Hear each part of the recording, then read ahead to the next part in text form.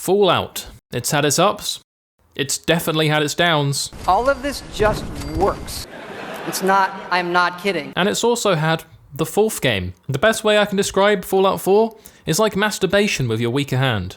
It feels good, and you may even prefer parts, but it's just not the same as what you know and love. However, it's a game that I believe has benefited from time.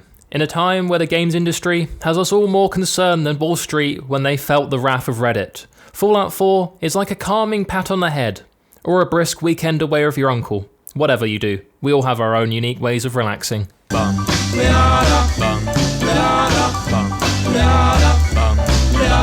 Atom bomb, baby, before she can start.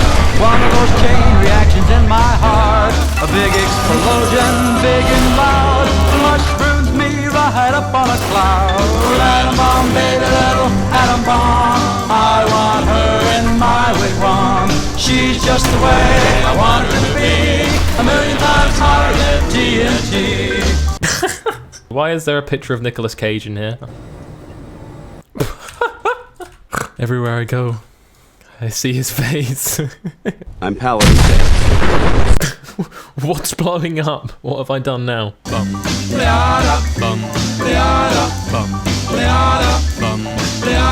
So, let's start from the beginning. War never changes. Okay, maybe not this far back. Here we go. Character creation. Is there a better way to start a game? We're gonna knock him dead at the Veterans Hall tonight. I'm sorry. Oh no. No, I forgot I installed like 600 mods about a year ago and I never got around to playing this game with mods. This is going to be the furthest thing from the vanilla experience of Fallout 4. The most important thing here is making sure that we look Wasteland ready. Or, like my granddad's ballsack, okay, that works too. Right, let's get down to doing some normal suburban white people things, like check up on my son Sean. You see, in the year 2077, the world has become so overpopulated that reproduction is actually a crime. If you need to satisfy that paternal need, you can go online and select from a variety of rocks. In many ways, this is more successful than China's old one-child policy, because it saves you that stress of accidentally having the second child and having to flush them down the toilet. A Vault-Tec rep comes knocking at the door and is asking me to sign my life away for the peace of mind that in case, one day, the unlikely prospect of nuclear war ever happens, we know we'll have a safe, secure vault to retreat to. All he needs is my name, Lord John of course, and a well-balanced character build. But because I'm what some would call a fucking moron, I decide that the only assets I need in the Wasteland is luck and strength. So with that all done, it's now time to put our feet up and watch the Brady Bunch. Oh wait, never mind. Nuclear war has just commenced. Good thing we got that vault secured, and I'm gonna gain every advantage I possibly can, which also means shutting the door on my wife and son, because the family protection package was just a whole mess of paperwork. The neighbours are struggling as well, but this is every man for themselves. Jimmy also boned my wife 2 months ago when I was at the parents', so I guess dying from a nuclear explosion is what some would call karma. You could also say she wouldn't have cheated if it wasn't for my lackluster performances in the bedroom, but that's a topic for another day. So, down we go, to the vault below. Step into the cryogenic pod for decontamination purposes. How will this nuclear war play out? How long will we be in this vault for? Well, apparently, 210 years, when I wake up to see my son kidnapped and wife shot in the face. This was in the paperwork, so no surprises, but I guess it's nice that people can keep their promises 210 years in the future. So, because of our paternal responsibilities, we've got to go find Sean, as I'd imagine we'd go down as a pretty terrible father if we didn't chase after our kidnapped son. First though, let me break down the essentials you need to save your son in the Wasteland. 1. Weaponry, because everything, and I mean everything, will try and kill you in the Commonwealth. 2. A Pip-Boy, essential for inventory management, Wasteland radio, and VATS. 3. Negotiation skills, because in those situations where firepower isn't enough, having a level head and responsible social skills is key. Maybe you talk some sense into Trudy over there. Oh yeah, I'll talk some sense to her, that's fine. Hi Trudy, I'm here to talk sense into you. Oh, right in front of her son as well. 4. A companion to help guide you through this Wasteland experience. Preferably, someone who knows these lands better than anyone else. Who's an expert at deception.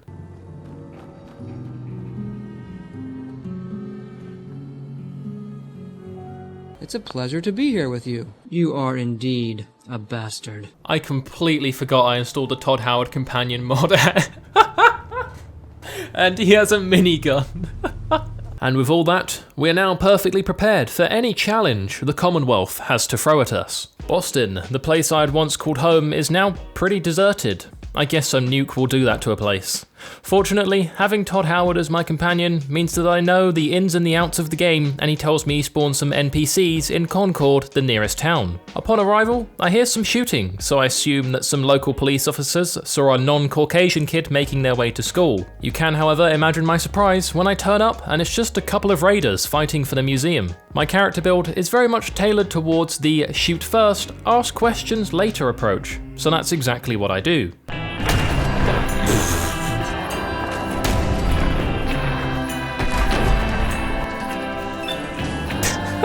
Hello, how you doing?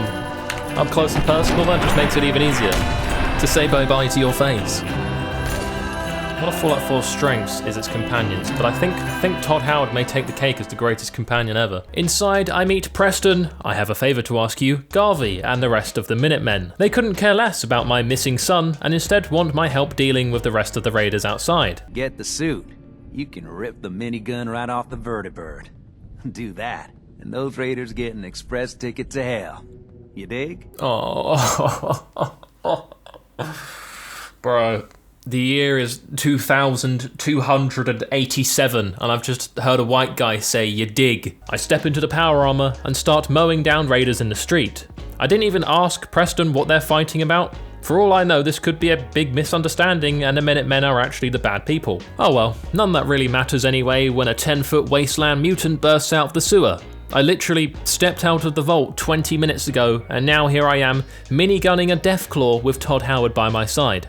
Life really does come at you fast. Ouch. Okay. And with all that finally dealt with, the Minutemen felt safe enough to move over to Sanctuary where I just come from. With the Commonwealth being a very dangerous place these days, they understandably wanted to be quick about it. No, I'm kidding. They take a brisk Sunday stroll at the pace of which you take your nan out on her last walk round the park. I'm short on time, and Sean could be dead already. I mean, he's literally a rock. So I gun them all down with my minigun to take out my frustrations. And eventually, we do make it back to Sanctuary, where Preston finally tells me that if I head to Diamond City, I might be able to find out more information about Sean there. He also has the cheek to ask me for another favour and help out some settlers. I don't know if he thinks I'm the Portuguese police on the Madeleine McCann case, but I'm not giving up on the search for Sean just yet. I decide that if these settlers really do need my help, the quickest way to get it done and get back on track to Diamond City would be just taking my double-barrel shotgun with me and blasting it in their face. So that's exactly what I set out to do. Fallout, however, is very much a game about the journey, not the destination. Playing Fallout and only doing the main quests is like only browsing the home section of adult websites. Come on, homeboy, spice it up every now and then. Dive into the audio description category. You never know what you're into until you're into it. Anyway, on my walk to blow the faces off of some innocent settlers, I came across a quarry which was full of what I'm guessing is radiated water. I meet Sully, who tells us he will pay me 75 caps if we go down there and drain it. 75 caps to go into a radiated body of water with no protection sounds like a rip-off. So I do the only sensible thing I'm left to do really. Shoot him in the head. It may have seemed harsh, but when I started going through his personal records, he was going to drag a new worker down there anyway, and that to me sounds like an abuse of power in the workplace. I'm just out here standing up for employee rights in the Wasteland. Speaking of rights in the Wasteland, I found these entitled settlers and made sure they'd never bother Preston again. And with that now all out the way, it was really time to be finding Sean again. But wait. What's this? Our unit has sustained casualties, and we're running low on supplies. The whole thing smells like a trap. The whole thing smells like a trap. They'll listen to me. I'll figure something out. A distress signal on the radio? I'm a model citizen of the Wasteland. I couldn't possibly ignore this cry for help. And what do you know? It turns out to be Paladin Dance and the Brotherhood of Steel who need help fighting off some ghouls. So I whip out the fat man that I definitely found and totally didn't spawn in, and carefully fired the nuke-powered weapon within about 10 centimeters of Paladin Dance's feet. But the big boy tanks it like a champion. Assisted the soldiers. Yeah, I assisted him just a little bit. You see, the Brotherhood of Steel is a bit light with its presence in the Commonwealth. They decide that enlisting my help, a fresh vault dweller, would fix that. What a grave mistake it would prove to be. You see, I went into this situation with the best of intentions. Then I remembered how boring this quest is and how much Paladin Danse just spews shite out of his mouth. So I decided it was time for Paladin Danse to become Paladin Deceased. We're getting there. Slowly but surely, we're getting there. Fuck! I'm not getting anywhere without those arms. Alright, it's clear I'm gonna need some sort of protection. What is this? I look like I'm ready for a game of Little League, not handling explosives. It's been nice knowing you, Mr. Danse. Christ's sake, Fallout, let me have my freedom. Let me kill whoever I want, including Paladin Danse! As Paladin Danse is clearly more indestructible than the Gorilla Glue Girl's hair, I decide to take it out on his colleagues instead. Because the rule for homicide is a lot like my rule for picking up women. If you can't secure your main target, go for the next hottest family member. Just also make sure to check their age as well, as apparently sleeping with her underage sister doesn't make her jealous and is a serious crime. My bad.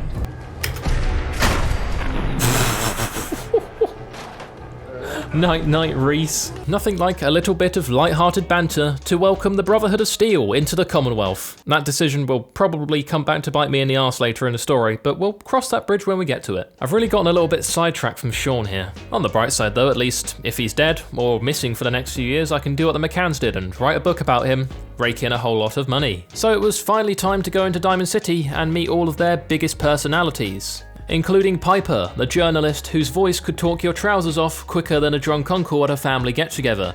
And also the mayor, who strikes me as the kind of guy who would sell his own daughter to an Arabian prince just to secure a lucrative oil deal. You look like Diamond City material. Do I? I literally look like I'm a magnet that's fallen over in a garage. If that's Diamond City material, then that sounds great to me. Once inside, I learned that the city has a pretty strict rule on sledgehammering children, which sucks. But on the bright side, I found a workbench where I could upgrade this measly Triple H sledgehammer into something that would be hitting more home runs with heads than Babe Ruth. You won't serve me, huh? You won't serve me? What's on your mind? You gonna serve me now? Oh Christ, not this again. Right, now I really should be getting on to finding Sean. I visit Nick Valentine's office, who's the city's detective, but he's nowhere to be seen. And at this point in the game, you're supposed to talk to his assistant, Emily, who gives you info that he's been in a bit of trouble with Skinny Malone's gang, and it will start a whole new quest for you.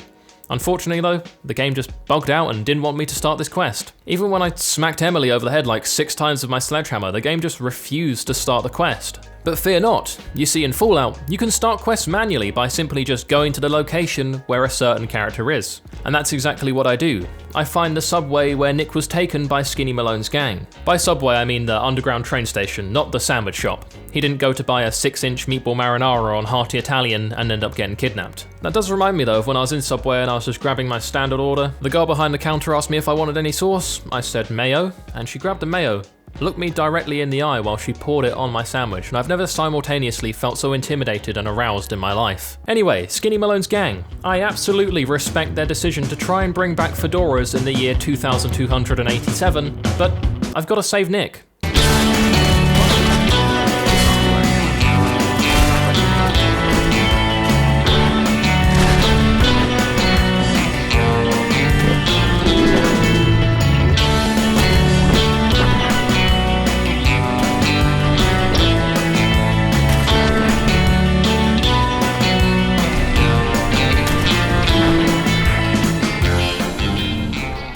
With Nick saved, it's now time to break down into 30 seconds what the game took 2 hours to explain. Sean was taken by a man called Kellogg. As far as I know, he has no connection to the multi-billion-dollar corporation Kellogg's, but I won't rule it out. Me and Nick search his old place in the city where I find a pistol that can do this. Oh my god, I just headshotted them, holy shit. And I eventually track him down with the help of Dogmeat, who due to modding going wrong, looks like a rug. I confront Kellogg, and he tells me he's just a bounty dude who took a job with an organization called The Institution. It's a good excuse, but he shot my wife in the face, and the only person that's allowed to face blast my wife is me. So, you ready? I'm sitting here eating. I'm the one that's ready. I don't think you're ready for what's about to happen. Where is it? Bye-bye, Kellogg. with that out of the way, Kellogg, dead. The only thing now that could distract us from finding Sean would be something unprecedented, like the rest of the Brotherhood of Steel showing up. Do not interfere. Our intentions are peaceful. We are the Brotherhood of Steel. Ah, fuck. I would like to give a huge thank you to my motherload Voiy Boys and above, Gerardo Cruz, Björn van den Hatter, Charlie Waldock, and Voiy is Gay. Thank you guys for your support.